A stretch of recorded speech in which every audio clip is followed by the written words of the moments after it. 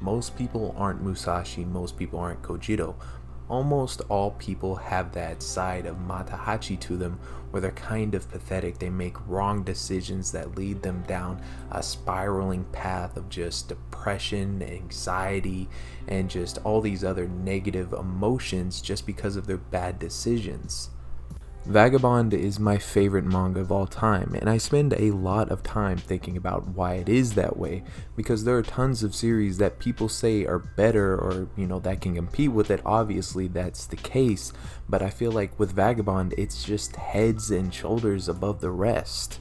But I was sitting around the other day looking at my bookshelf, basically just thinking about why this series was my favorite. Just all the different situations, story dynamics, stuff like that would make a series like this pop out to me.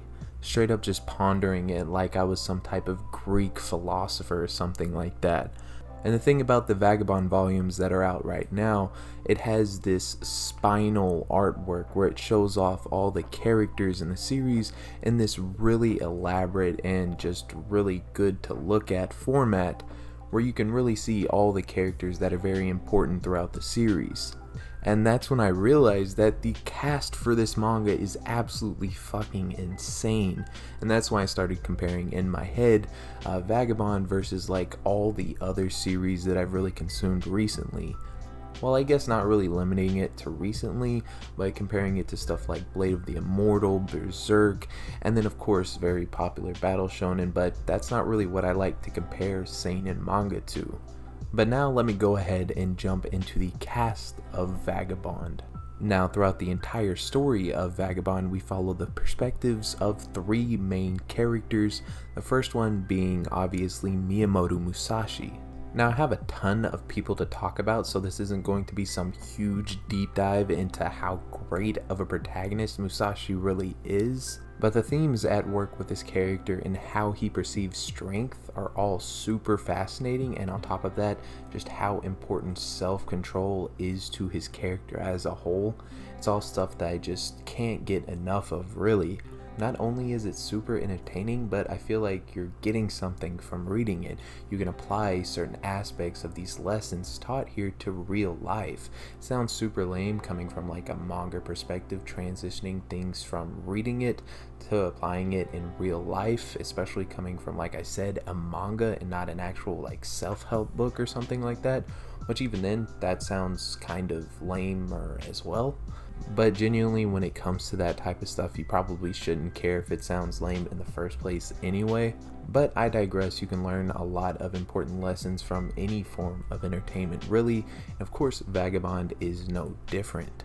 And on a completely different note, we have our second protagonist I wanted to focus on, that being Sasaki Kojiro. Now, unfortunately, we never got to see this guy play the role as antagonist, given that he is Miyamoto Musashi's biggest and most famous rival throughout time, but still getting to see as much of him as we did, and this is definitely my favorite interpretation of the character that I've seen through any form of like Japanese media, whether it's manga or anime. He's in the Fate series and of course Record of Ragnarok, and this interpretation is hands down the best. But what's most impressive about the character of Kojiro is how Inoue manages to make a character with a pretty damaging disability that Kojiro has, that being of course being deaf, and putting him into a samurai setting. It's all about how this disability affects different areas of his life. On one end, his disability of course keeps him from learning very important lessons that would really mature him as a character had he not had that disability, so he retains this very childlike innocence throughout most of the manga, even until the later portions of the story. But on the flip side of that, he also has some other aspects to him that give him a distinct advantage over really anybody else. Because of his disability, it frees him from a lot of distractions, which of course just makes him freer in general, and it helps him attain this kind of state that a lot of samurai are really looking for. At least that's how it's portrayed in the story. Miyamoto Musashi is kind of attaining what Sasaki Kojiro already has. And that's what makes the dynamic between these two protagonists, whenever they do actually finally meet and start talking to each other, they're characters that have taken a kind of similar journey, but at the same time they've had to go through completely different struggles while at the same time kind of learning the same things. Musashi has always been trying to find out what it means to be like water, try and attain that, while that really just came kind of naturally to Kojiro. And funnily enough, they both had to go through this process, really taming and toning down the more brutal and animalistic sides of themselves. Now, I've been seeing a bunch of videos give this character a ton of respect. I just love to see it because I feel like he's a character that got, some limelight, but people just don't like him because he represents this side of humanity that most people don't want to admit. Most people aren't Musashi, most people aren't Kojiro. Almost all people have that side of Matahachi to them where they're kind of pathetic. They make wrong decisions that lead them down a spiraling path of just depression, anxiety, and just all these other negative emotions just because of their bad decisions. And in all honesty, Matahachi's journey is incredibly frustrating because it's almost like the progression of a drug addict or something like that. Now, at the same time, I feel like a lot of people play his character up a little bit too much. Most people aren't Matahachi, at least to the extent that Matahachi is Matahachi. He kind of takes the negative aspects of humanity and just exaggerates them. You'll probably know somebody that is a Matahachi, but that doesn't really mean that you're a Matahachi yourself. But thankfully his character is not just on a constant state of decline. Well, it is for most of the story, but he has his redeeming moments, and just really one huge redeeming moment in general towards the later portion of the story that kind of sets him up for an upward trend that he really didn't step off of until the end of the story. And when I say end, I mean the final chapters where we didn't really get to see the end of the story. So as far as we know, he never really fell off that upward trend, and we did see him as an old man, and he was pretty cool. And that really shows off what Inoue likes to do with the old wise type character. He even somehow managed to make Matahachi cool, which given how fucking lame that dude is, that's a pretty impressive feat. But that does wrap up everything I have to say about the protagonist. Next, we're going to move on to the more major antagonists. Now, earlier I compared these guys to some of the best antagonists of all time, and in my head that's completely fair. I know that some people are going to think that's borderline blasphemy, but just hear me out for a second. Now, first up we have the monk and Shun. Now, what makes this conflict so interesting is that Musashi and Inshun are both seeking something that the other person has. Now, both characters are extremely talented. Musashi, on one hand though, has had to put his life on the line plenty of times. Just basically in every single fight that he's been in, his fight has been on the line. Inshun, on the other hand, is the complete opposite. Not only is he in control of himself, he's also always in control of the situation, which is of course essential, but at the same time you have to put that self-control to the test with a true life or death situation. So that leads to the conflict between Inshun and Musashi. Both characters are seeking what the other has, and by the end of their fight they both complete each other. Now, I feel like you can kind of interpret that as corny, in some ways kind of erotic maybe, but it also shows that Inshun completes the task that really any antagonist should really strive for, and that's to almost completely change the direction of our protagonist.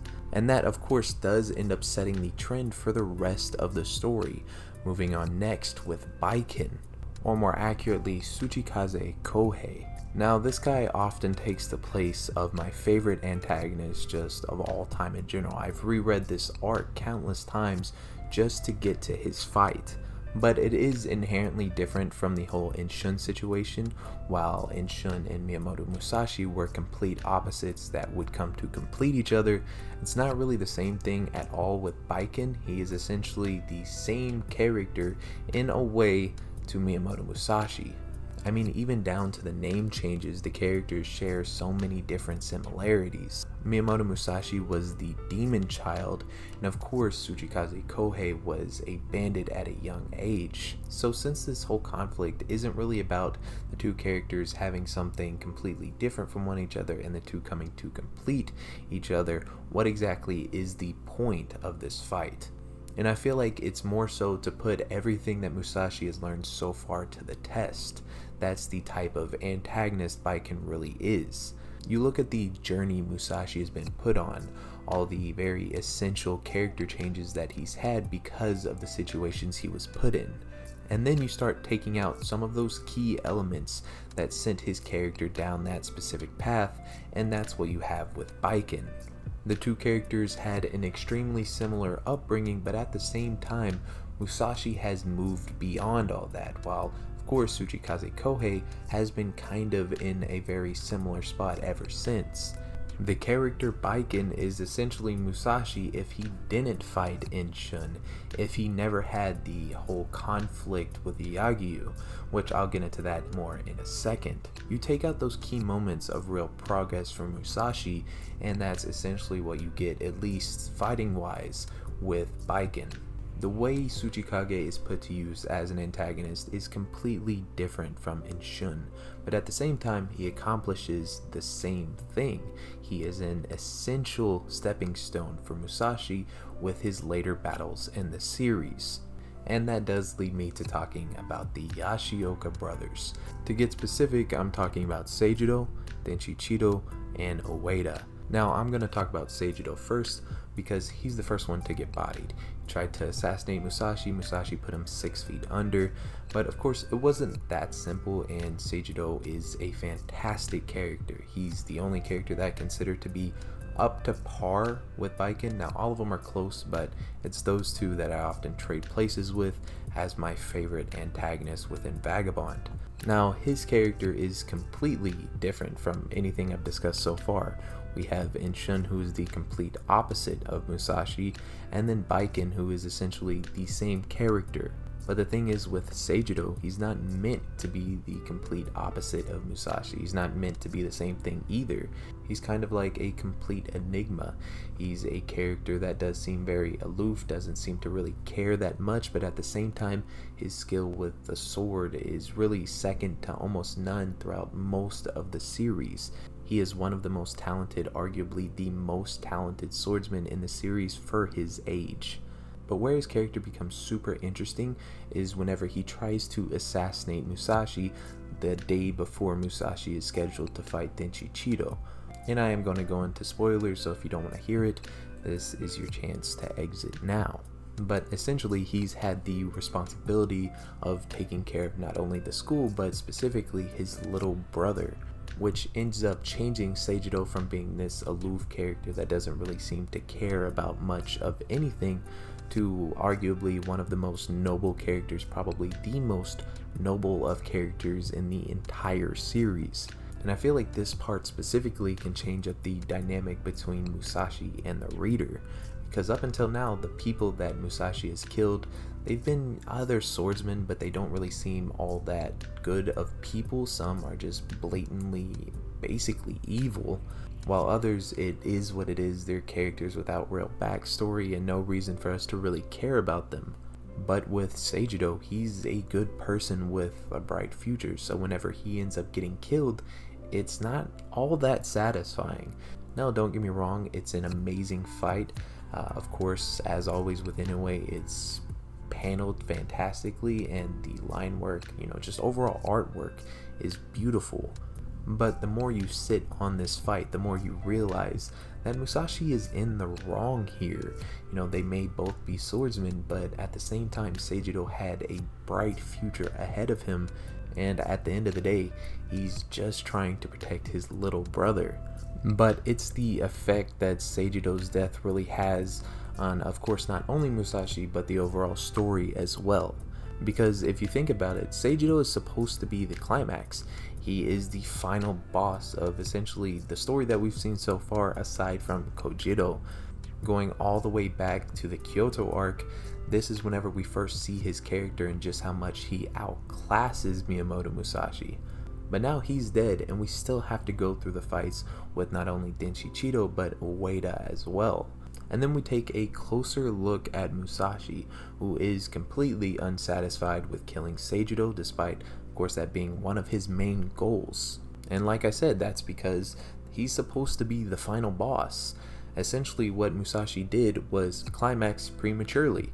He was supposed to kill Denshi Ueda, and then Seijido. Things happen all out of order, and Musashi's left completely unsatisfied, or at least that's why he thinks he's unsatisfied for now. And then we move on to the little brother, Denshi. Without a doubt, the most slept on character in all of Vagabond. The theme of his insecurities, inferiority complex, and stuff like that with his character, and how it's incorporated into the story, comparing him to the likes of Kojiro and of course Musashi himself. Now, Denshi isn't even close to the most skilled swordsman that we've seen so far, so Musashi handles him pretty easily. I mean, to kind of make a comparison here, it's kind of like beating Margaret in Elden Ring, but then going back to that beginning area and killing some of those very shitter bosses. That's kind of what Musashi is doing here. But despite all of this, Denshi manages to have the best send-off in the entire series. In his final moments, he finally overcomes all of his insecurities, and his character arc really just comes full circle. Now, he's kind of a character that really stands on his own. He doesn't really affect Musashi too heavily, I'm not gonna lie. So this is probably why he doesn't get as much spotlight as characters like Inshun, Baiken, and his older brother. But still, he's undoubtedly fantastic, and is just another example speaking to how fantastic the cast in Vagabond really is. And lastly, we have Ueda, and I'm going to include basically the entirety of the Ashioka clan here, because Musashi puts them all 6 feet under at the same time basically. This is Musashi one-man army versus 70 men.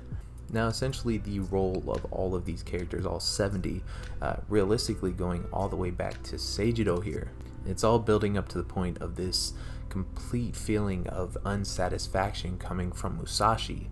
And even after slaughtering all 70 of them, he still doesn't feel satisfied.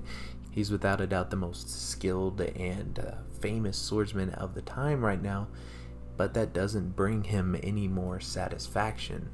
Now, to really showcase how this arc, and specifically these antagonists, affected Musashi, it basically takes 2 entire arcs for Musashi to recover from this, and of course he manages to get stronger mentally over that time period. And it didn't get resolved until the end of the farming arc, which realistically should have been the end of the story.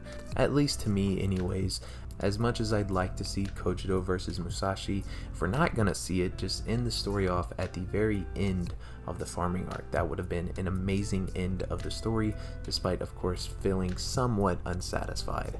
Off topic, I know, but moving on to just really quick some minor antagonists, specifically just one single squad. Now, I'm gonna butcher this pronunciation because I couldn't see anything really telling me what the pronunciation was. There's not an anime for me to really go off of either, but I'm gonna say Sadakure Squad, and this is within the Kojiro arc. We end up following this squad. I believe it's a squad of samurai. It could just be, swords for hire or something like that. The point is, they're, military men, and they're being hunted by refugee hunters. This is something we see at the very beginning of the story with Musashi, and we end up following their perspective for a good while, and grow attached to basically all the characters involved here. They all have distinct personalities that make them likable, or in some cases a little bit unlikable, but in an unexpected turn. At least for me, it was kind of unexpected. At least that's kind of how I read things. I don't really read too much into it until it happens, and then I kind of re-examine it. But we have a series of 1v1s with this squad versus Kojiro, and they do end up admiring him a lot. But of course, given that this is a swordsman type story, admiration usually leads to a fight, and that's exactly what happens here. And this is another example of Inoue being an absolute master of telling a story.